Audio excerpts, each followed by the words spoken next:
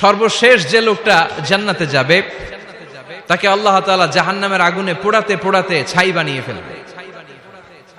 আল্লাহ বলবেন, জিব্রাইল যাও একটু দেখো, একটা মাত্র সেজদা দিয়েছে আমাকে, এরকম কাউরে পাওয়া যায় কিনা। বাটি চালান দিয়ে দেখো পাওয়া যায় কিনা।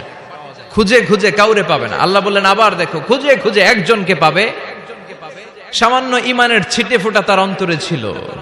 আল্লাহ বলবেন যেহেতু ছিটে ফোঁটা আছে, অনেক মায়ের খাইছে, ওকে বের করে জাহান্নাম থেকে বের করে একটা নির্ধারিত দূরত্বে রেখে দাও। রেখে দেয়া হবে, কিন্তু জাহান্নামের আগুনের লেলিহান শিখাতে তার গা ঝলসে যাবে। সে আল্লাহর ডেকে বলবে, মাবুদ তোমার কাছে আমি কিছু চাই না, জাহান্নাম থেকে তুমি আমাকে বের করেছো, জীবন নদীর পানি তুমি আমার গায়ের মধ্যে ঢেলে দিয়েছো, আমি আবার সজীবতা ফিরে পেয়েছি। আমি তোমার কাছে জান্নাত চাই না, শুধু নিরাপদ একটা দূরত্বে আমাকে রেখে আসো, যাতে জাহান্নামের আগুন আমারে কষ্ট দিতে না পারে। আল্লাহ আমি কিন্তু তোমার কাছে জান্নাত চাই না। কি চাই না? জান্নাত চাই না, কিন্তু জাহান্নামের আগুন আমারে কষ্ট দিচ্ছে, এতটা দূরত্বে রাখো যাতে জাহান্নামের আগুন আমার গায়ে না লাগে।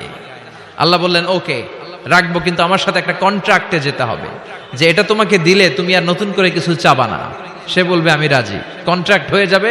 আল্লাহ জিব্রাইলরে বলবেন যাও এমন দূরত্বে রাখো যাতে জাহান্নামের আগুন ওরে কষ্ট না দেয়।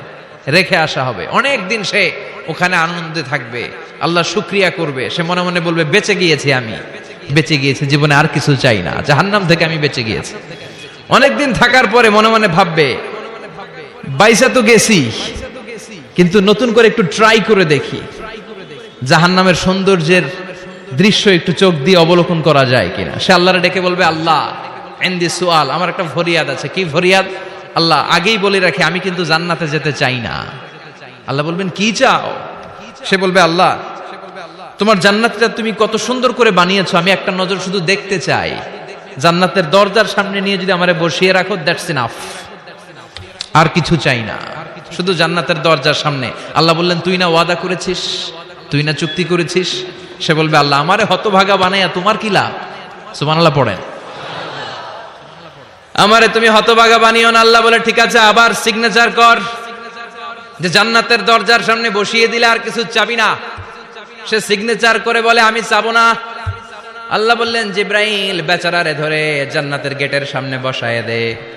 এবার জান্নাতের গেটের সামনে বসে বসে জান্নাতের সৌন্দর্য দেখা শুরু করবে। সুবহানাল্লাহ।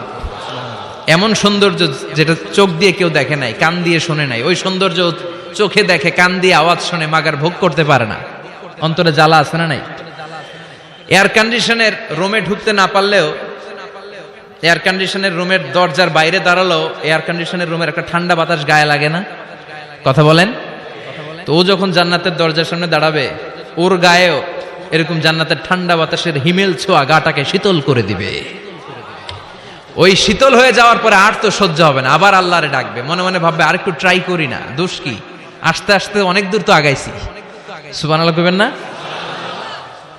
এবার আল্লাহরে বলবে আল্লাহ ইনদি সুআল, আল্লাহ তুমি যদি কোনো বিষয়ে নতুন করে ডিসিশন নাও, তোমারে জিজ্ঞেস করার মতো কি কেউ আছে? আল্লাহ বলে না, আমি তো সব রাজার বড় রাজা।